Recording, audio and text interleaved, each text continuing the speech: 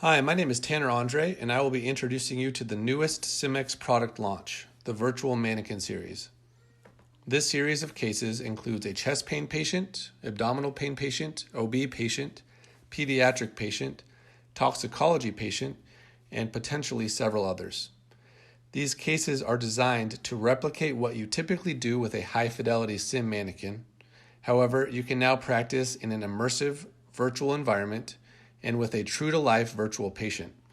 As the facilitator, you will have complete control over patient dialogue, animations, vital signs, lab imaging, and exam results. In other words, the patient can have any diagnosis and require any treatment depending on the moderator's choices. The case I will be walking you through today is the SimX chest pain virtual mannequin case. Let me show you how it works. When you select Start Case, you will be given 4 patients to choose from, so that your students will not associate one specific patient with the chest pain virtual mannequin case. So for today, we will select Cecil Whitver and select Start Case. Okay, we're officially in the simulation now. Wes Anderson has joined us. You can see his orange head and orange hands, his avatar. You can see him in his living room, walking around, moving around. Wes, go ahead and wave to the camera for us. There he is. So you can see that he's going to be able to move around freely in his living room, just like he would in the clinical setting, this hospital setting, and be able to interact with the tools. So if he walks over to the stethoscope right now, he can go pick it up and walk over and place it on the patient's lung or heart.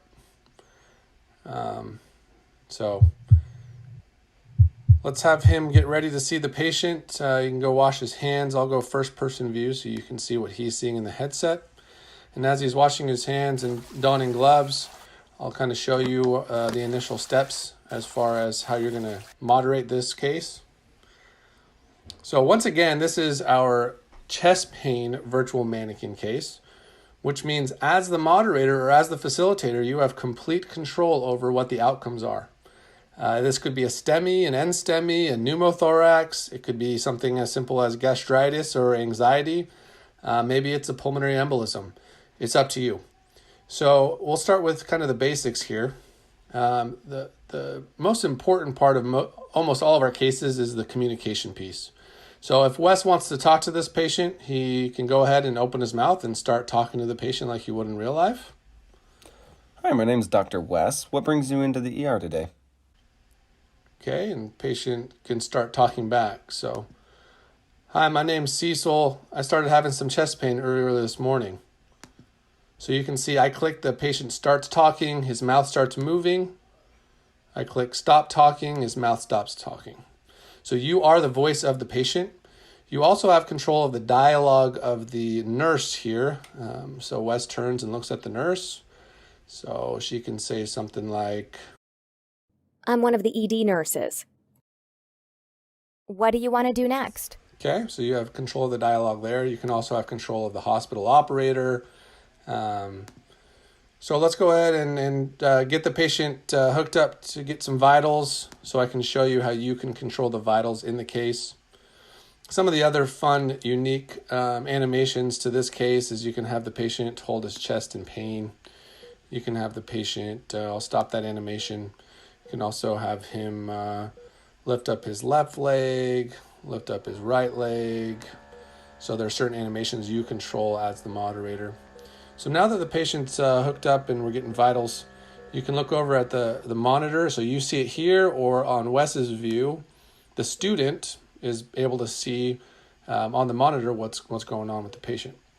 Let me hop back out of that full screen view. So let's say this is a chest pain and he's a little bit unstable. So let's decrease his blood pressure by a little bit. Let's increase his heart rate by a little bit.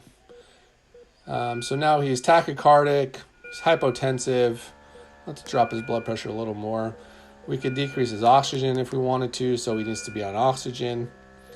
Wes, why don't you go ahead and hook him up to oxygen now that his oxygen saturation is below 90.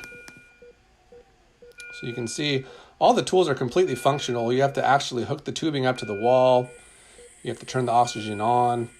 Let's go ahead and jump down here. So now you can control the state of the patient. So if I wanted to, I can make him unstable, make his GCS 3, and potentially Wes would have to intubate the patient. I can also control the waveform on the monitor. So let's put him in AFib just for fun. So if Wes looks full, I'll go full screen. You can see now the patient is in AFib here on the monitor.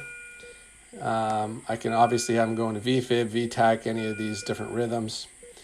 You also have control of some of the exam results live. So you can do fast exam in this specific case with the ultrasound. There's a bedside ultrasound on the other side of the bed. So as Wes is walking over there, just for the sake of this presentation, let's have the patient have right-sided pneumothorax. So Wes can remove the gown and quickly do an ultrasound of the right side and left side. So you're seeing on the right side, let me go full screen so you can see a little better. There's no lung sliding, but if he looks on the left side, there's going to be some left-sided lung sliding. You'll also notice if he picked up the stethoscope, which we won't have him do, there's not going to be lung sounds on the right-hand side. So let's jump down here. You also have complete control over the results that the patient or that the student will have in the EMR tablet. So as Wes walks over to the other side of the table and picks up the EMR tablet, I'm going to put in for some results. So just for the sake of this case, let's have it be a STEMI.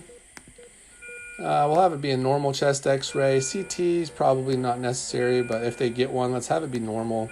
CBC, let's have some leukocytosis considering the chest pain. Have a normal chem panel, normal coags, and let's have the enzymes elevated. So now if Wes clicks on the EMR tablet for lab results, you can see there's an elevated troponin. You can quickly slide through the other lab results. Obviously, these all look normal because we just put those in. If we slide over more, we can see the EKG results. We can see the chest x-ray results. You can see the CT results. And clearly on that EKG, it looks like they're having a STEMI. So let me jump back out of full screen mode. Obviously, for this patient, we need to be giving him some medication. So because he's hypotensive, tachycardic, probably should hang some fluids, probably need to give some aspirin and start him on heparin. So let's have Wes start an IV. I'll go full screen so you can see what's going on. You can see an alcohol swab, clean the area, place the IV, also can hang fluids, and pretty much all of our cases have these capabilities. As he's doing that, I'm just going to show a few more things that you have control of. For example, as he's doing this, let's say he's a little bit slow to getting IV fluids, a little bit slow to maybe getting some medications. I could have the patient go into cardiac arrest. Before we do that, let's have him order some medications using the EMR tablet. And Hello, is this?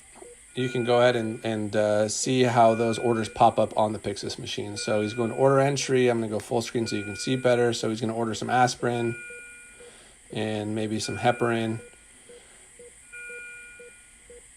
Okay, and those pop up. Now we can walk over to the Pyxis machine and select those medications. Okay, you can see there's heparin. He's got to go hang, and let's just give the patient some aspirin for now. Can take off his pulse ox really quick and then hand it to him, and he's going to take the medication.